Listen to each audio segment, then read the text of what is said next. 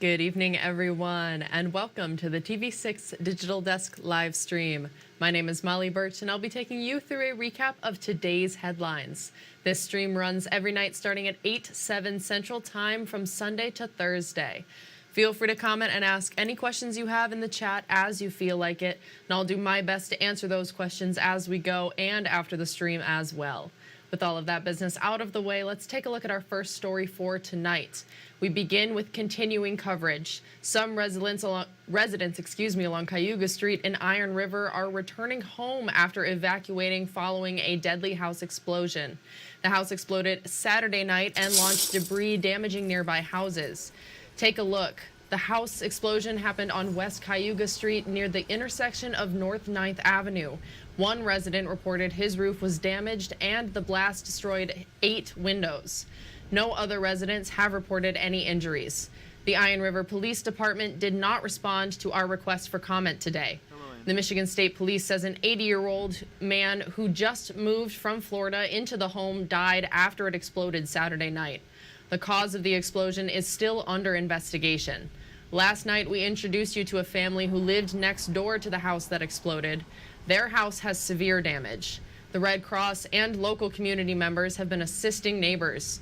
TV6's Iron Mountain Kingsford Bureau reporter Blake Ryerson had the full story earlier tonight, and you can check that out on our website, uppermichigansource.com. We also have new details about a Manistee fire. We can now tell you people of interest have been identified in connection with that fire. And Manistee Public Safety responded to that fire at UP Paper LLC on Friday. The company stored cardboard in bales weighing 1,100 pounds. Officers say about 1,200 bales consisting of almost $100,000 were destroyed in the fire. The Manistee Public Safety, the Manistee Volunteer Fire Department, and multiple fire departments from Delta County were on scene. No injuries were reported.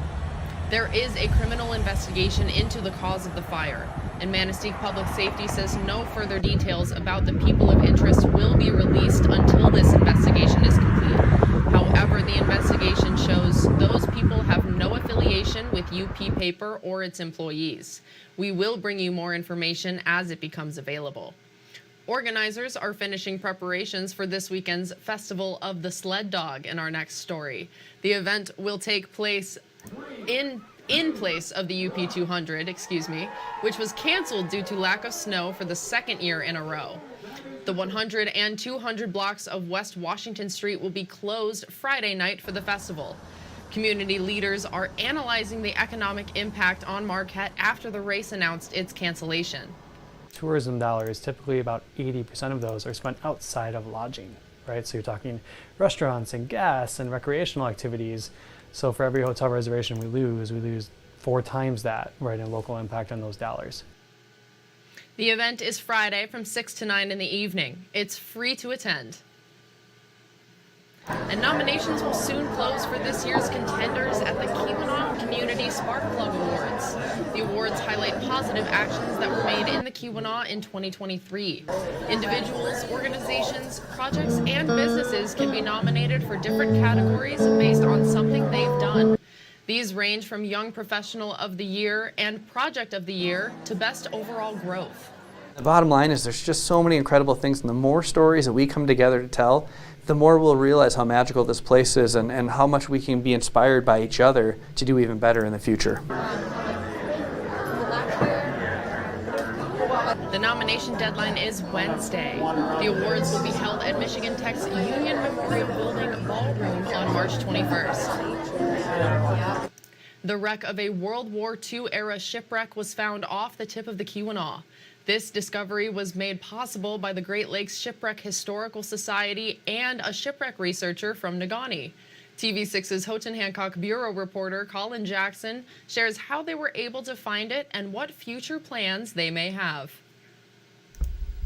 After 60 years, the wreck of the bulk carrier Arlington has been found. The 244-foot vessel was found more than 600 feet underwater, just north of the Keweenaw Peninsula. Shipwreck researcher Dan Fountain had been searching with fellow researchers for another shipwreck when they came across the Arlington. They did not know it was the ship at the time. We had this piece of information that said that there ought to be a large object on the bottom of the lake, about 35 miles out from Copper Harbor. Due to the depth of the object, Fountain brought his findings to the Society's attention, which led to an investigation. So we took the David Boyd, the research vessel from the Whitefish Point Museum, the Great Lakes Shipwreck Historical Society, motored on out there and started looking with the side scan sonar. And we found that the remote sensing data that we had was spot on. The Arlington sank on May 1st, 1940, while carrying wheat to Owen Sound, Ontario from Port Arthur. A storm caused the ship to take on water, forcing the chief engineer to issue an abandoned ship order. All hands escaped to a neighboring ship, the Collingwood, except the Arlington's captain, Frederick Tatey-Bug Burke. And as that weather became more dramatic and really turned into a gale, full-blown gale, he was pretty much staying in his cabin the whole time, which was very, very much unlike him. In the end, Captain Burke decided to go down with the ship, and there was really no reason for him to do that. Lynn notes that more answers as to what happened could be found from further studying the ship. We can't answer all those questions as to what was happening with Captain Burke, but at least we can get more documentation, more video footage. The Society is making plans for more visits to the wreck. Fountain will also be hosting a program on the Arlington and how it was found at the Ore Dock Brewing Company in Marquette on March 5th. Colin Jackson, TV6 News, Houghton. Thank you, Colin. Tomorrow, if you're looking for a place to wear your beads on Mardi Gras, Lagniappe in Marquette has you covered. The Cajun Creole Eatery is celebrating Mardi Gras with special menus and live music all day. Staff say the restaurant will have brunch specials, an oyster feast, and dinner specials, including the return of crab chops. There will also be special small plates like crispy frog legs, blackened alligator, and king cake parfaits available all day. Staff say there's nowhere else you should be on Mardi Gras except maybe New Orleans. We are definitely your one-stop shop for all Cajun and Southern food. Mardi Gras is our biggest party of the year. Southern food is what we do. We're very authentic. There's a lot of love and passion that goes into each dish, and our team is just ready to host a great party and see everyone in Marquette. Lagniappe's Mardi Gras celebration will be all day tomorrow from 11 in the morning until 9 in the evening. And Huron Mountain Bakery staff say they are stocked and ready for Fat Tuesday. The bakery says they've been getting ready months ahead of time, and most of the preparation time was needed to gather materials. The Marquette Huron Mountain Bakery manager says the mornings are always the busiest. She also says she enjoys bringing the popular tradition to the UP. It's huge in this area. Like, we're so far away from like downstate at Hamtramck, which has a large Polish community. Like, they do tons of French cakes down there, more than we do. But bringing it up here to the UP is just a lot of fun. People absolutely love it. Huron Mountain Bakery is no longer taking orders, and any orders on Fat Tuesday are first come, first serve. An opportunity to learn how to care for your children's hair is coming to NMU next week. The NMU Cosmetology Center is hosting Braids and Bites. It's an event to help parents and caregivers learn the art of braiding and daily care for children's hair. Families with kids of all ages are invited to attend the tutorial before enjoying a pizza buffet and drinks together. Organizers say the event will be an unforgettable experience. It's just a great time to build memories. We have some dads who are coming with their daughters, moms, grandmas, grandpas. Just a fun time to enjoy an evening together, introduce the kids to campus, and just create memories together.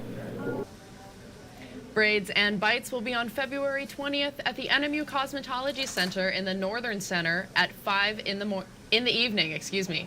Tickets are $25 each and cover one adult and one child. You can get yours at uppermichigansource.com or the TV6 and Fox UP mobile news app. And finally tonight on the TV6 Digital Desk live stream, the Friends of the Negaunee Public Library is bringing people together for Valentine's Day. It's hosting its annual Valentine's Tea and Book Sale tomorrow. Everyone is invited to learn about the library, meet the Friends of the Negaunee Public Library, and enjoy free drinks and snacks. There will also be a buy donation book sale. Organizers say the event is all about bringing people together.